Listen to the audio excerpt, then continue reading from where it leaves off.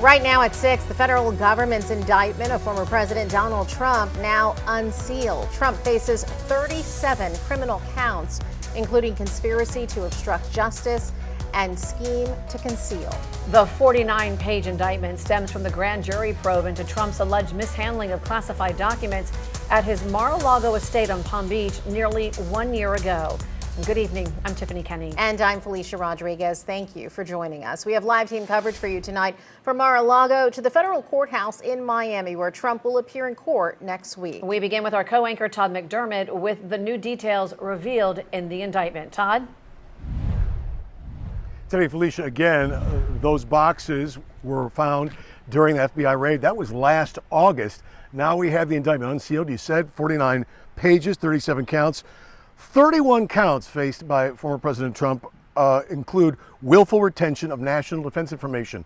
Now, what that is, nuclear programs, military attack plans, even information on where the U.S. is most vulnerable to attack. All those documents kept in boxes in various places around his Mar-a-Lago home. The indictment charges he also lied about having them. Now, along with one count each of conspiracy to obstruct justice, withholding a document or record, corruptly concealing a document or record, concealing a document in a federal investigation, a scheme to conceal, and false statements or representations, that's the total 37 federal counts that mark the first time any president or former president has ever been charged with a federal crime in U.S. history. According to the indictment itself, the former president allegedly stored those classified documents in various places, as I mentioned, around Mar-a-Lago. Let me tell you what they are. A ballroom, a bathroom, a shower, an office space, Donald Trump's own bedroom, and a storage room as well. Now, there is a second person indicted in this case. We know it's a conspiracy charge. That means someone conspiring with the former president. Walton Nauta is an aide to the former president. He was a valet in the White House that came to work for Trump in 2021. Trump's also charged by the special counsel as part of a probe into taking classified documents. That's Nauta as well, that same charge. The indictment also details FBI agents seizing those 27 documents from Trump's own office at Mar-a-Lago and 75 documents from a storage room at the estate.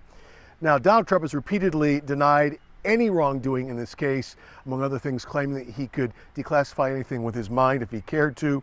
Again, the U.S. Attorney General's office, he says, is conducting a political witch hunt, something he has said before. Our team coverage now continues tonight with Terry Parker and the fact that the former president will be summoned to the federal courthouse in Miami come Tuesday afternoon at 3. And Terry, where do we go from that point forward?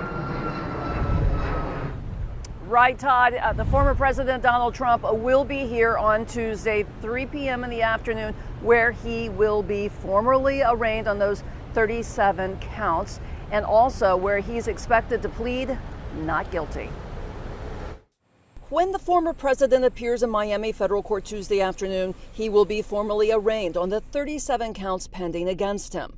Palm Beach County State Attorney Dave Ehrenberg lays out the procedure. Trump will plead not guilty, and he'll get a pretrial release where he'll be able to go home. I don't think they will require him to stay in jail pending trial. I think that's highly unlikely. I think he'll be able to go home to Mar-a-Lago and wait for the trial there. The judge initially assigned to the case, Eileen Cannon, was appointed by Trump and made several rulings favorable to him on the case during the initial investigation seeking to retrieve the documents. It is unclear if she will remain on the case for the trial or not. Meantime, this highly unusual step of federally indicting a former president has Trump's base and some Republicans leveling accusations against the Biden administration, dramatically increasing donations and firing up Trump's fans' fervor. Could the indictment actually help Trump in his 2024 election bid? Every time Trump gets indicted, he seems to go up in the polls within the Republican primary. It's different, though, in a general election. I think that the bump he gets within the party base is different than the feelings out there in suburbia amongst the suburban moms who decide elections. I mean, there's so much drama surrounding the former president. And look, whether you like him or you don't, these are serious allegations. These are allegations that he put our country's national security at risk. And Dave Ehrenberg tells me that he thinks it's obvious that the special counsel is trying to sidestep any accusations of this being a political ploy, this indictment, by bringing the charges here in Florida, a state largely favorable to former President Trump, versus bringing them where the other grand jury was convening in Washington, D.C., which is largely Democratic. Reporting live in Miami, I'm Terry Parker. Todd, back to you. Terry, thank you for that. Again, let's talk more about the special counsel Jack Smith, because he actually spoke today upon the unsealing of that 49-page indictment. He did talk about the investigation itself. He says that while the two people indicted now are presumed innocent, this came after a very thorough investigation. It's very important for me to note that the defendants in this case must be presumed innocent until proven guilty beyond a reasonable doubt in a court of law. To that end, my office will seek a speedy trial in this matter, consistent with the public interest and the rights of the accused.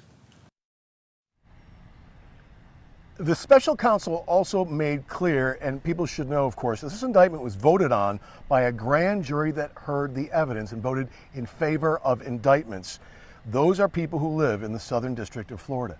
Joining me now is our Angela Rozier. She's been looking at the impact, or Angela, maybe the lack of impact this may have on the presidential race. I've been talking to experts and they say this is something they've never seen before, especially not in the modern area, but they talked to me, they worked me through the process, and they say the future of politics in the United States is going to be kind of difficult to navigate.